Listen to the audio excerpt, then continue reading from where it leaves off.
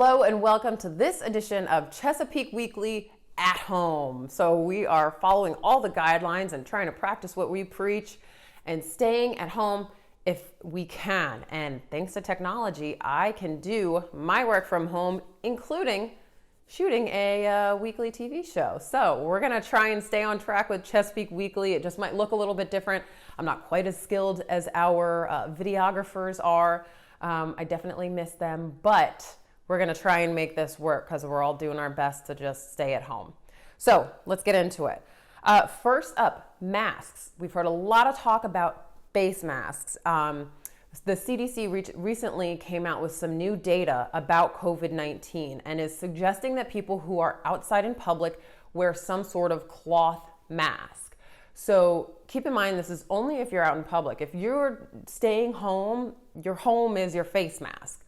So if you have to go out, consider wearing a face mask. This is not necessarily to protect you from getting COVID-19, but what it should do is help protect those around you in case you're infected and maybe don't know it. Because we are seeing that a lot of the cases are in fact asymptomatic, meaning you're not showing any symptoms, so you have it and don't know it or think maybe it's just allergies. So if you have to go out, wear those masks, keep staying up to date with CDC guidelines. They are an official resource, and remember, it's an ever-changing, evolving event, so just try and stay tuned to those official resources. One resource that we locally are providing you with are the Mayor's Emergency Response Roundtables. These are really, really helpful videos that the mayor is producing, and he's bringing in experts from around the community to answer your frequently asked questions. You can find them all on our YouTube page at youtube.com/Chesapeake Television. An interesting clip that we want to play for you now from last week's shows.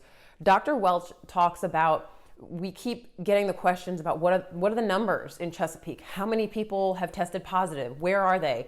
You know, numbers. People love to have that figure in hand, but that can give you a false sense of security. And Dr. Welch tells us more on that. I will say that people can get the numbers by going on the VDH website, but I would tell you that when you go on the VDH website, it's never up to date because it's updated once a day, and the number of numbers change. But let me emphasize beyond that this is not, the numbers that you see is only the number of cases that tested positive of those who fit the criteria to have the test done. So in no way do they represent the prevalence of the virus within our community. We have to remember that many, and some would say up to 80%, of individuals who have the virus are either asymptomatic or have such mild symptoms that they don't consider themselves ill. So that's why it's really important for us to continue with social distancing, continue with proper hand washing, wear that cloth face mask if you have to go out in public, and avoid groups of 10 or more, which I know with the Easter holiday coming up this weekend, it's so challenging, and it's really a bummer because that's when we want to spend time with our family and friends. But it's really, really important for everybody to be voluntarily complying with these guidelines because it's in everybody's best interest. Voluntary compliance is super important. Here's more from City Manager Chris Price on that. The thing I would ask the community is, please do not put our first responders in a position where they have to respond to that type of event, where their resources are really needed elsewhere, and we just ask you to work with us on that to keep yourselves, the community, and our first responders safe. And finally, another piece from the roundtables that is absolutely helpful for business owners. We're not going to play that here, but if that's something that might interest you, if you're a business owner or interested in that, I suggest you go to youtube.com/Chesapeake Television on the March 31st edition. Stephen Wright, who is Director of Economic Development, he did an entire segment on some tips and helpful information for those who own businesses, because we know this is such a challenging time for the business owners in our community. So go check that one out, youtube.com/Chesapeake Television. Stephen Wright has some really helpful tips.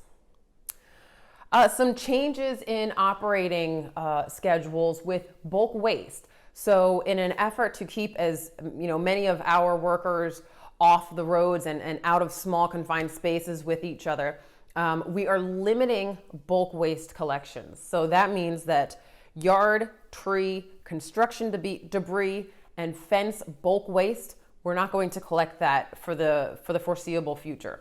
What we will still collect is household bulk waste. So if you have to get rid of an appliance or something like that, and then bagged grass clippings and leaves, the clear plastic bags, you can still go ahead and put those out there. If you have any questions or concerns about bulk waste, our customer contact center, they are really the experts, and they are still working normal hours 8 to 5, 382-2489. That's 382-CITY. Give them a call and they will be happy to help you. So the Great Bridge Battlefield History Museum, of course, we've all been eagerly awaiting that opening. It is pretty much ready, but it of course has been postponed just like everything else. But we met up with our friend Lynn Olson to get a sneak peek inside and get a bit of an update on that project that we are eagerly awaiting. Take a look. Well, the museum is up and ready to go. However, as everybody knows, because of the pandemic, we are on hold. Cannot wait, though. We cannot wait to welcome everybody into the museum in the very, very hopeful near future. You know, this has been a true labor of love. From the grounds being built in the beginning, to the building being built, to this museum, all the exhibits. You know, we have over $125,000 of in-kind donations in the museum space alone, making the difference here. And so many good companies that have been a part of this journey. And every one of them has said, thank you for asking me. That's what this community is all about, people helping people, and the results will blow your socks off. Currently, the grounds are still available for people to walk, just like any other park in the Chesapeake community. However, you know, be safe. Make sure that you stay far apart from each other and listen to the news. If they say no more visits, then please honor that and don't visit until it's safe. Even though we're not open to the public right now, please visit our website and consider becoming a member, because that's what helps this foundation survive. Appreciate everything everybody's done, and I cannot wait to greet you here. Hi, I'm Toby. I'm with Chesapeake Parks, Recreation, and Tourism. Are you feeling isolated? Well, you can get outside and enjoy a leisurely stroll while keeping the requirements of social distancing in mind. At the same time, you can take in some local history. It's a great educational option for all ages. So today I'm out here at Battlefield Park, right by the Great Bridge Bridge. The historic Interpretive Trail is a great place to enjoy the outdoors and learn the amazing details of the Revolutionary War Battle of Great Bridge. The battle was one of the earliest in Virginia, and it was also one of the most important. You can read the signs along the trail to learn about the significance of the Great Bridge area and its location. Also learn about Lord Dunmore, who was the British governor of Virginia, the various tactics used by both the British and the Patriots. Signs along the trail include the Ethiopian Regiment, Fort Murray, the heroism of William Billy Flora, and the militia that bravely fought to defeat the British right here in this area. So let's go take a look at these signs. So here we are at one of the historic Interpretive Trail signs. And as you can see, there's a good distance between the signs that go along this trail. So if you see others out here, just keep your social distancing in mind and enjoy learning in the great outdoors. There are also a few tables and places to sit by the water so you can enjoy some relaxation.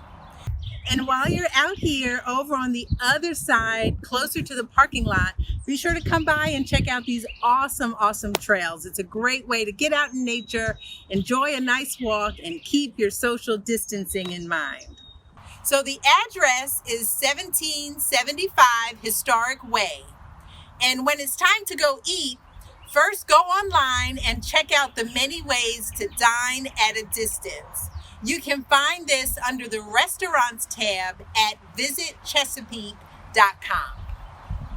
And if you want some more tips on how to enjoy our trails safely, we love providing you with these videos that show some of our beautiful landscaping and natural areas, our trails and parks. They're still out there, and our park rangers are still busy at work keeping them all up to date and prim and wonderful for us to enjoy, not in groups, maybe by yourself. Take a look at these tips from Chief Park Ranger Dave Dickerson. Right now, all our park trails, our walking paths are open. You're welcome to come out, maintain your 6-foot social distance, but you can come out, recreate like that. Is really great for your health, your mental health. Our park amenities, however, are closed. I can't rent you paddle boats. I can't rent you bicycles. Can't rent you any kayaks and things like that. We'll reopen those as soon as the whole city reopens, and we all look forward to doing that. Our campground is also closed right now, so we don't have any camping. Restrooms are closed. We don't have the ability right now to keep them all sanitized the way we want to. That may change. We do have portable restroom facilities. They're available here at Northwest River Park. City Park has them, Dismal Swamp Canal Trail. Every day the company we contract with is coming out and cleaning them. They're putting water into the temporary hand washing stations and making sure they're as clean as they can possibly be. The city's really sanitizing everything, and our housekeeping people are working very hard to keep our city facilities sanitized for our employees. So we've kind of had to draw back in some things where we're not able to keep sanitized to the proper levels. That may change. We're hoping it does, but right now you can still get out and use the parks, and we do have the temporary facilities available for you. Rangers, we're doing what we have been doing before. We're out and about, we're patrolling the parks. If we see large groups congregating, we are going to remind you what's going on. We ask you to separate, keep your social distance. We're all in this together. We're all trying to beat this. So, we just ask for cooperation, but most people understand that. But come on out. If you've got a group of friends meeting, just keep distant. You can still enjoy the parks. Now, if gardening is maybe your therapy through all of this, I know I love getting out there and just working in my yard. A couple of tips to remember from our friends at AskHRGreen.org. Native landscaping is the way to go. Native plants are something that you can add to your landscape that's really good for the environment. So native species they're just adapted to this climate, the rainfall fluctuations. They're good for the local wildlife. They're a food source. For example, milkweed is the main food source for the monarch caterpillar. The butterflies that we love to see around rely on that. Planting that in your garden is a great choice. Black-eyed Susans are a great, beautiful flower that are very hardy, once established, very drought tolerant, low maintenance.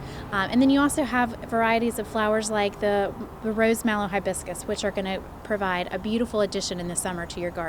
There's so many great choices. We ask people to go online, askhrgreen.org. You can find the native plant guide for Southeast Virginia. There's trees, there's bushes, there's flowers, a complete listing, beautiful photos. You can find out all you need to know about planting native species. So you're well informed when you go to the garden center to make your selections this year. And while we're talking about all things green, our friends at askhrgreen.org love to remind us that not everything is flushable. And our Public Utilities Department likes to remind us of this too. If you are still on the search for some toilet paper, who out there has it? I might be needing some soon. I don't know where it all is. If you're on the search and you're using alternate options, keep in mind, if it's not toilet paper, you can't flush it. At AskHRGreen.org, we get asked, lots of questions regarding the environment. And our experts have been dishing out lots of answers. After all, our mission is to keep Hampton roads well-informed and in the know. But we thought it was time to turn the tables and ask our residents what they know. Specifically, when it comes to your toilet, what's flushable and what's not. First up, dental floss. Not flushable. I'd flush it. Next, cotton swabs. Say this would be okay to flushable. Never flush. Not flushable. Shouldn't actually use them for your ears either. How about disposable wipes? Flushable. These are definitely not flushable. They're supposed to be flushable. They say they're flushable, but they're not flushable. And what about feminine hygiene products? Not flushable. I flush these.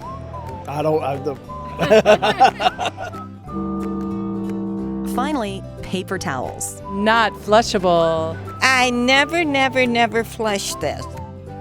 We're glad we asked, as there are still some misconceptions about what's actually flushable and what's not. What's good to know?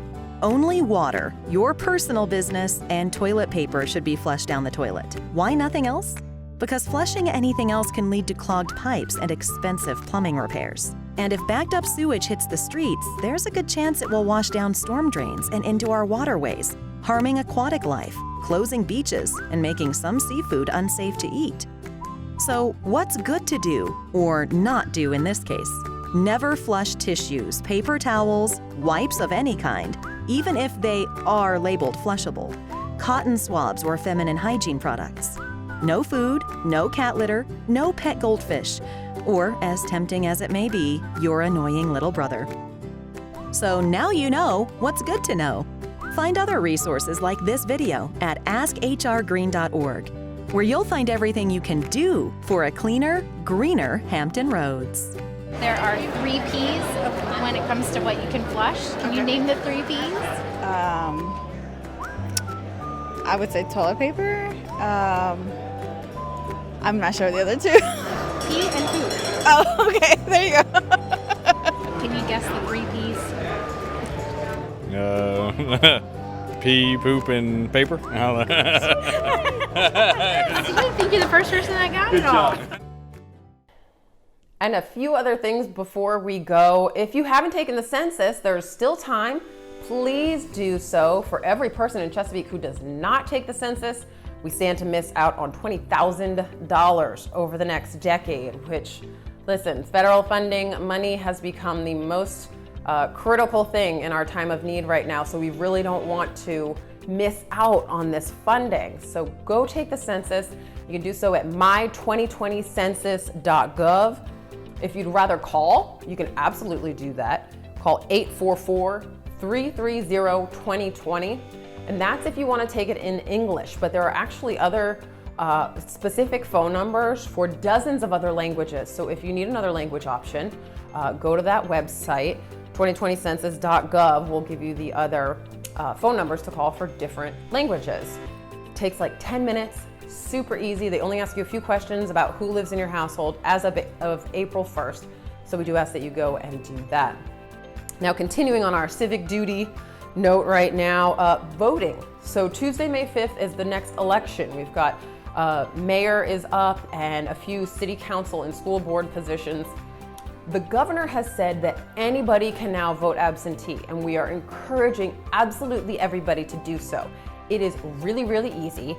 You just go online to elections.virginia.gov and you can fill out a form right there and select your reason for voting absentee as your disability or illness. So that's one of the options. You'll see it. It's very easy. You just click disability or illness and no questions asked.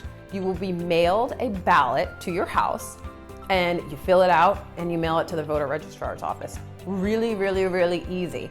If you have questions or concerns or you need to apply using an alternate method, just call the voter registrar's office. They're at 277-9797 and they'd be more than happy to help you. So vote absentee. You can do so anytime now, and we encourage you to do it early as soon as you can to make sure that you can get it in on time. So vote absentee for the May 5th election. That does it for this edition of Chesapeake Weekly at Home. Thanks for putting up with us and for continuing to watch us, even though I'm bringing you right into my home, and hopefully we're still providing the information that you're looking for from your city. I want to do a special thank you to everybody who is working hard on keeping our community safe, our nurses and doctors, our first responders, everybody, our grocery store clerks, everyone who's still out there working really hard to keep our community going. So if you can, stay home, avoid groups of 10 or more, wash those hands, maintain social distancing, and do your best to stay safe. We're going to get through this. And I will see you right back here from my living room next week. Take care.